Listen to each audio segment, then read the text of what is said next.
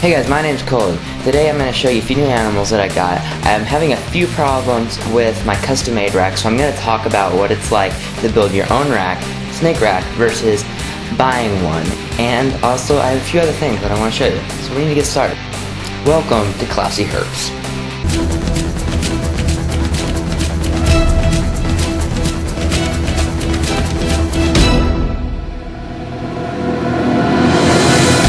Alright, so I'm going to start off with the new animals. So you see here, I've got a new tank, and everything. So, here's one of our new guys. Hopefully you can see it's a turtle. It's a red-eared slider. That's a big one. His name's Rob. He's in the water swimming right now. And then over here is Tiny Tim. Also a red-eared slider. Just a little bitty guy, though. He's not the cutest thing you've ever seen before. I mean, look at that. Look at him. He's so cute. He's running away now. He's just the cutest little thing. He's like neon yellow still. You can't really see it, but his head's just neon yellow on black. And he's that small.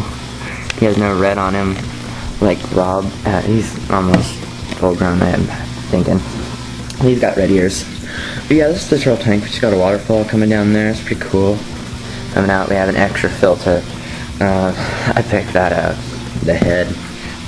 Yeah, so we got some rocks over here with a little bit of water. That's where he spends most of his time, because he has to swim really hard, because you can't really touch the bottom over here in the water part. But there is like a little bit of water over on this side, but that's where he goes to dry off sometimes.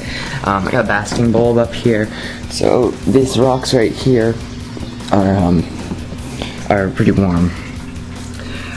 Yeah, so it's all pretty awesome. We got a heater in there, keeps it about 75, I think, water degree temperatures. He is a crazy eater. Here, give me a second, I'll show you. Alright, here's a cricket.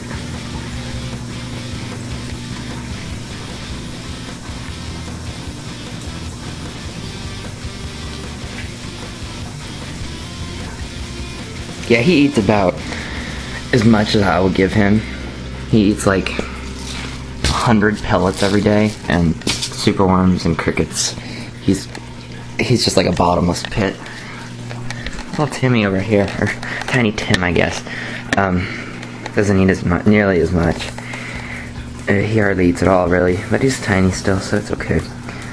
Oh, actually, something I forgot to mention about all this. It's not really mine. It's my brother's. My brother's birthday was, it was last Wednesday, and this is what he wanted for his birthday, so we got him this. I'm actually not really that big of a fan of turtles, but he liked them, and they're growing on me. I'm starting to like them. So yeah, I like the turtles. And there's my little boy Isaac out basking. Colombian tegu, or gold tegu, whatever. As tame as can be. Another thing about the tegus, I'm getting another one here this summer. I have put a down payment on a Argentine black and white tegu from Barnyard Herps of Bobby Hill. I cannot wait. It's just gonna be awesome. So then I'll have two tegus, Colombian and Argentine, and I can show you guys differences, experiences between keeping the two species. Alright, so I have to back up clear to the other side of the room to get this all in shot, but there's my homemade rack. We did some rearranging and stuff. We just took it apart completely apart about 2 weeks ago, because what was happening, I'm sorry I didn't get a shot of it, but these boards were like warping down, like gravity was pulling them down, so they were like at an angle and then they'd come back up on the end, so it made it nearly impossible to slide a tub in because it would just get stuck. And yeah, it was just a huge pain. So what we did is we took the whole thing apart and we added these 2x4 supports screwed down to this between every tub on every row. We added those. It was amazing because when we just to realize how much they bowed when we put these 2x4s up to it. There was a gap about that much in between here and there in the middle, because the 2x4s are straight. There's a gap. So we screwed it down and the board was like, and then it just sucked it back up straight again. So now my tubs slide like a dream. It's awesome. awesome, and they're not warping anymore. So that's just something you guys want to do for sure. If you're gonna make your own rack out of plywood, I don't know what it's like with melamine, if melamine bends like that or not, but we did plywood because our Home Depot doesn't have big enough melamine boards and they don't cut it there for some reason. I think it's really stupid, but whatever. So yeah, plywood, it worked just fine, and we painted it with like this latex paint. I've already talked about that, so it's waterproof. But yeah, save you guys some time if you ever make one, so you don't have to take it apart completely again like I did. Put these support beams all the way down, screw them down on top and to the sides.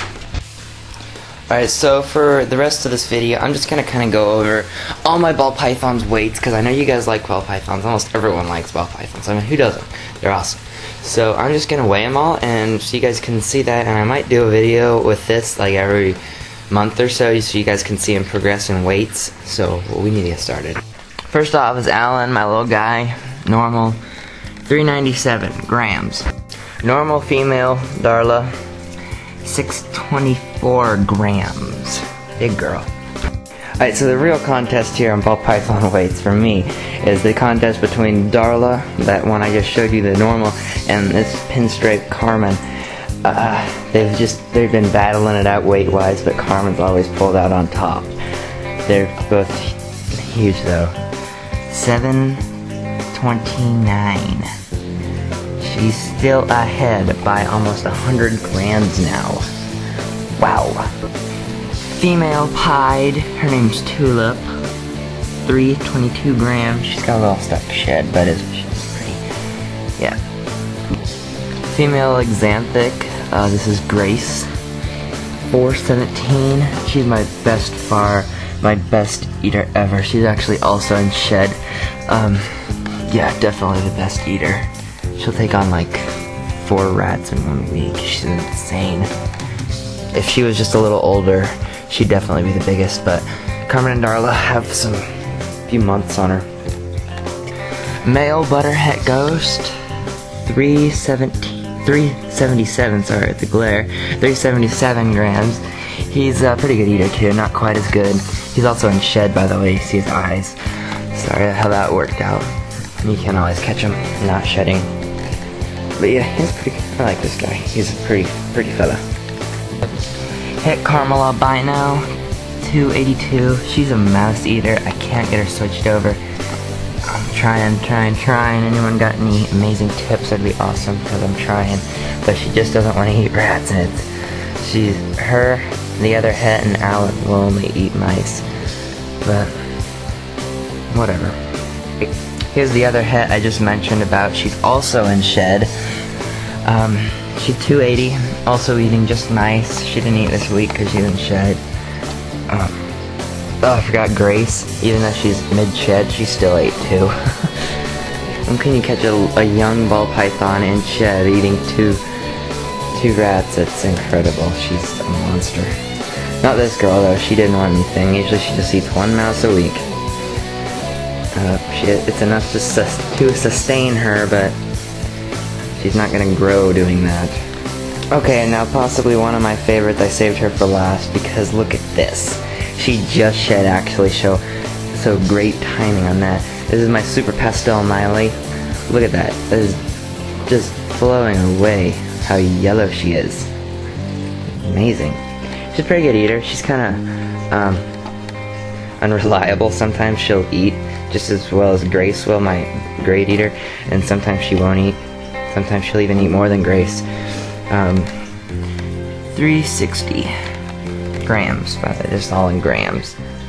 But yeah, she is just outstanding colors. She's gonna make some pretty babies.